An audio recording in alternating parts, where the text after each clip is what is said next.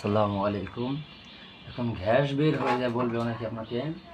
তো গ্যাস বের হওয়ার জন্য আপনার শুরু থেকে লক্ষ্য করতে হবে যে এখানে এই রেগুলেটরের এই পাইপটা ঠিক মতো লাগানো থাকে না। রেগুলেটর ধরবেন, পাইপ ঘুরলে দিবেন, যদি পাইপটা ঘুরে যায় তাহলে লুজ, এখান থেকে গ্যাস বের হয়ে যায়, একটা সমস্যা। অথবা এখানে টাইট, রেগুলেটর লাগাবেন গ্যাসের বোতলে, লাগানোর পরে দেখবেন যে হিস করে আওয়াজ হয় কিনা। যদি গ্যাসের বোতলে লাগানোর সময় একটু আওয়াজ হবে, ওটা সমস্যা না।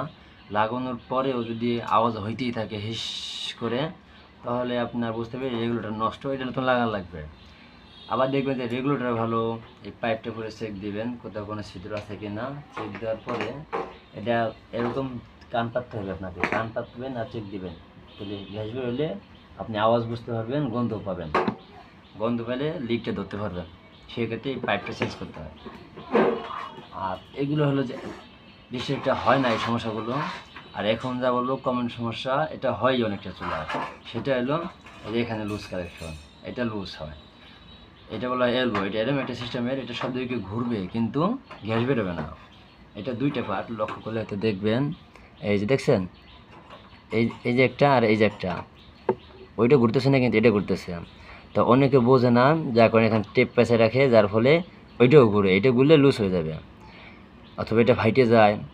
অথবা দেখবেন ভালো কিন্তু এখান থেকে গ্যাস বের হয়। এটা আপনার লাইন লাগাই দিয়ে এখানে কারেন্ট পাততে হবে, কিন্তু সবসময় সাবধান থাকবেন, লাইন থাকা অবস্থায় কোনো সময় চুলায় সুইচ দেবেন না। এটা সব কেয়ারফুলি থাকতে হবে।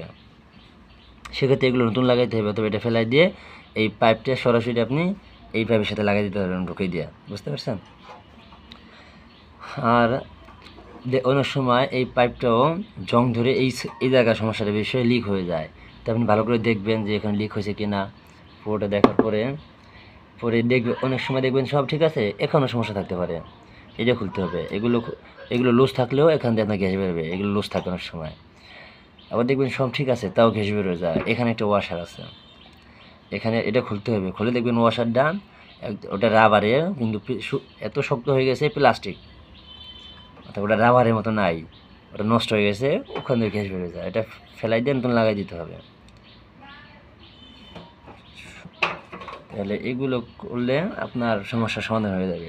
হাতে করে আমি আপনাদেরকে দেখা দিতেছি, ইনশাল্লাহ আপনারা পারবেন। হ্যাঁ, এখন গ্যাস কম বের হয় না সেটা বলছি, কী বলছি, কালি ভরা বলছি, আগুন কম হওয়া বলছি, আগুন লাফালাফি করে বলছি, হঠাৎ করে আগুন চাবি করে আসে বলছি, চাবিকে আগুন থেকে যায় বলছি, গ্যাস বের হয়ে যায় বলছি। তাই এটা বলা এলবো, এগুলো পাল্টাই দিবেন। আর যদি দেখা যায় যে আপনি এই সমস্যা ধরতেই পারতেছেন না, প্রথম পারবেন না সমস্যা ধরতে, সেক্ষেত্রে আপনাকে কী করতে হবে, বাপরে শক্ত হয়ে গেছে অনেক আগের, তো আপনাকে এই মেশিনটা পাল্টাই দিতে হবে। এটা খোলার জন্য এই সুইচটা টান দিলে এখানে নাট আছে, বুঝি নাট দেখা যেতেছে।